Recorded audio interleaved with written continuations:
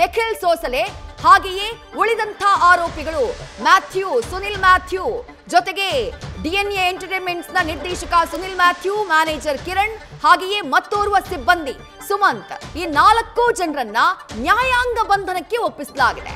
ಕಸ್ಟಡಿಗೆ ಕೊಟ್ಟಿಲ್ಲ ನ್ಯಾಯಾಧೀಶರು, ನ್ಯಾಯಾಂಗ ಬಂಧನಕ್ಕೆ ನೀಡಿದ್ದಾರೆ. ಜೂನ್ 19ರವರೆಗೆ ಆರೋಪಿಗಳಿಗೆ ನ್ಯಾಯಾಂಗ ಬಂಧನಕ್ಕೆ ವಿಧಿಸಿ ನ್ಯಾಯಾಧೀಶರು ಆದೇಶವನ್ನ ಕೊಟ್ಟಿದ್ದಾರೆ.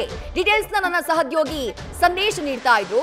ಸಂದೇಶ್, ಪ್ರಶ್ನೆ ಇದ್ದೇನೆ, ತಕ್ಷಣಕ್ಕೆ ಜಾಮೀನಂತೂ ಸಾಧ್ಯ ಇಲ್ಲ. ಜಾಮೀನು ಸಿಗಬೇಕು ಅಂದ್ರೆ ಜಾಮೀನು ಅರ್ಜಿಯನ್ನ ಸಲ್ಲಿಕೆ ಮಾಡಬೇಕು. 2 ಆಪ್ಷನ್ ಇತ್ತು, ಕಸ್ಟಡಿ ಕೊಡ್ತಾರೋ ಅಥವಾ ನ್ಯಾಯಾಂಗ ಬಂಧನಕ್ಕೆ ಕೊಡ್ತಾರೋ ಅನ್ನುವಂಥ ಪ್ರಶ್ನೆ ಇತ್ತು.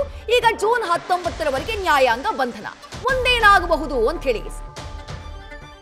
ವಿದೇಶಿ ಈಗಾಗಲೇ ರಿಮಾಂಡ್ ಅರ್ಜಿಯನ್ನ ಸಲ್ಲಿಕೆ ಮಾಡುವಂತ ಸಂದರ್ಭದಲ್ಲಿ ರಿಮಾಂಡ್ ಅರ್ಜಿಯಲ್ಲಿ ಸಾಕಷ್ಟು ಮಾಹಿತಿಯನ್ನ ಕೊಟ್ಟಿದ್ರು. ಜೊತೆಗೆ ಇವರ ವಿಚಾರಣೆಯನ್ನ ಈಗಾಗಲೇ ನಿನ್ನೆ ರಾತ್ರಿಯಿಂದಲೂ ಕೂಡ ನಾವು ಮಾಡ್ತಾ ಇದ್ದೀವಿ. ಅಂದ್ರೆ ನಿನ್ನೆ ರಾತ್ರಿ ವಶಕ್ಕೆ ಪಡೆದ ನಂತರ ಇವರ ವಿಚಾರಣೆಯನ್ನ ಪ್ರಕರಣಕ್ಕೆ ಸಂಬಂಧಪಟ್ಟಂತೆ ಮಾಡಿದ್ದೇವೆ. ಇವರ ನೆಗ್ಲಿಜೆನ್ಸಿ ಏನು, ಇವ್ರದ್ದು ಈ ಪ್ರಕರಣದಲ್ಲಿ ಏನೆಲ್ಲ ನಿರ್ಲಕ್ಷ್ಯಗಳಿತ್ತು ಅಥವಾ ಈ ದುರಂತದಲ್ಲಿ ನಿರ್ಲಕ್ಷ್ಯವಿತ್ತು ಅನ್ನೋದ್ರ ಬಗ್ಗೆ ಮಾಹಿತಿಯನ್ನ ಈಗಾಗಲೇ ಕಲೆಕ್ಟ್ ಮಾಡಲಾಗಿದೆ. ಅಂದ್ರೆ ಮುಂದಕ್ಕೆ ನಮ್ಗೆ ಇವರು ವಿಚಾರಣೆಗೆ ಅಗತ್ಯ ಇಲ್ಲ ಅಂತ ಹೇಳಿ ರಿಮಾಂಡ್ ಅರ್ಜಿಯಲ್ಲಿ ಮೆನ್ಷನ್ ಮಾಡಿದ್ರಿಂದ ಕಸ್ಟಡಿಗೆ ತೆಗೆದುಕೊಳ್ಳೋದಕ್ಕೆ ಕಸ್ಟಡಿಗೆ ನಮ್ಗೆ ಬೇಡ, ನ್ಯಾಯಾಂಗ ಬಂಧನಕ್ಕೆ ನೀಡಿ ಅಂತ ಹೇಳಿದ್ರಿಂದ ಈಗ ಸದ್ಯ ನ್ಯಾಯಾಂಗ ಬಂಧನಕ್ಕೆ ಈಗ ನೀಡಿರುವಂತದ್ದು. ಅಂದ್ರೆ 19ನೇ ತಾರೀಕುವರೆಗೂ ಈಗ 4 ಜನ ಆರೋಪಿಗಳನ್ನ ನ್ಯಾಯಾಂಗ ಬಂಧನಕ್ಕೆ ಈಗ ನೀಡಿರೋದ್ರಿಂದ ಈಗ ಮುಂದಿನ ಹಂತದಲ್ಲಿ ಅಂದ್ರೆ ವಾಟ್ ನೆಕ್ಸ್ಟ್ ಅಂತ ನೋಡೋದಾದ್ರೆ ಈಗಾಗಲೇ ಅವರು ಕೂಡ ತಮ್ಮ ವಾದವನ್ನ ಮಂಡಿಸಿದ್ದಾರೆ. ನಮ್ಮ ಫಂಡಮೆಂಟಲ್ ರೈಟ್ಸ್ ಇತ್ತು, ನಾವು ಕೂಡ ಈಗಾಗಲೇ ಮನವಿಯನ್ನ ಮಾಡಿದ್ವಿ ಸರ್ಕಾರಕ್ಕೆ. ಹಾಗಾಗಿ ಪೊಲೀಸರಿಗೂ ಕೂಡ ನಾವು ಮನವಿಯನ್ನ ಮಾಡಿದಾಗ ಅವರು ಭದ್ರತಾ ವೈಫಲ್ಯ ಆಗುತ್ತೆ, ಯಾಕಂದ್ರೆ ಬೆಳಿಗ್ಗೆವರೆಗೂ ಕೂಡ ನಮ್ಮ ಸಿಬ್ಬಂದಿ ಅಲ್ಲಿ ಸಂಭ್ರಮಾಚರಣೆಗೆ ಭದ್ರತೆಗಾಗಿ ಕೆಲಸ ಮಾಡಿದ್ರು, ಹಾಗಾಗಿ ಫೋರ್ಸ್ ಇಲ್ಲ ಅಂತ ಹೇಳಿದ್ರು. ಆದ್ರೆ ನಾವು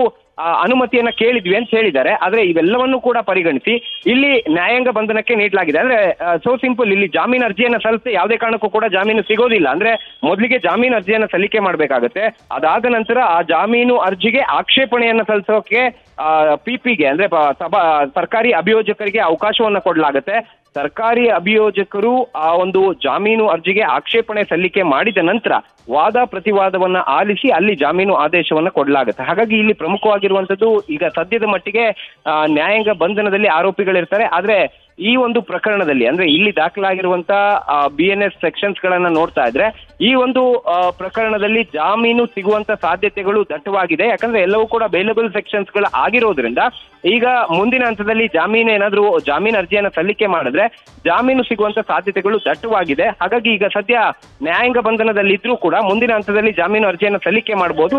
ಜಾಮೀನು ಅರ್ಜಿ ಸಲ್ಲಿಕೆ ಮಾಡಿದ ನಂತರ ಜಾಮೀನು ಆದೇಶ ಹೊರಬಂದ ಮೇಲೆ ಅವರು ಹೊರಗೆ ಬರಬೇಕಾಗುತ್ತೆ. ಅಲ್ಲಿವರೆಗೂ ಕೂಡ ಈಗ ನ್ಯಾಯಾಂಗ ಬಂಧನದಲ್ಲೇ ಅವರು ಇರಬೇಕಾಗುತ್ತೆ. ಹಾಗಾಗಿ ಮುಂದಿನ ಹಂತದಲ್ಲಿ ಇವರನ್ನ ಹೊರತುಪಡಿಸಿ ಅಂದ್ರೆ ಇಲ್ಲಿ ಅರೆಸ್ಟ್ ಮಾಡಿರುವಂತವ್ರು ಏನಿದ್ದಾರೆ ಅವರೆಲ್ಲ ಸಿಬ್ಬಂದಿಗಳು, ಜೊತೆಗೆ ಮ್ಯಾನೇಜರ್ಸ್ಗಳಿದ್ದಾರೆ. ಹಾಗಾಗಿ KCA ಸೆಕ್ರೆಟರಿ ಆಗಿರ್ಬೋದು ಅಥವಾ ಅಧ್ಯಕ್ಷನಾಗಿರ್ಬೋದು ಅವ್ರನ್ನ ನೋಟಿಸ್ ಕೊಟ್ಟು ವಿಚಾರಣೆಗೆ ಕರೀತಾರ. ಯಾಕಂದ್ರೆ ದೊಡ್ಡ ಮಟ್ಟದ ಅಧಿಕಾರಿಗಳನ್ನ ಅಥವಾ ಯಾರು ಈ ಸಂಸ್ಥೆಯ ಏನು ಮುಖ್ಯಸ್ಥರಿರ್ತಾರೆ ಅವರನ್ನ ಕರೆದು ವಿಚಾರಣೆ ಮಾಡ್ತಾರ ಪೊಲೀಸರು ಅನ್ನೋದನ್ನ ಕಾದ್ ನೋಡ್ಬೇಕಾಗಿದೆ. ವಿದೇಶ್.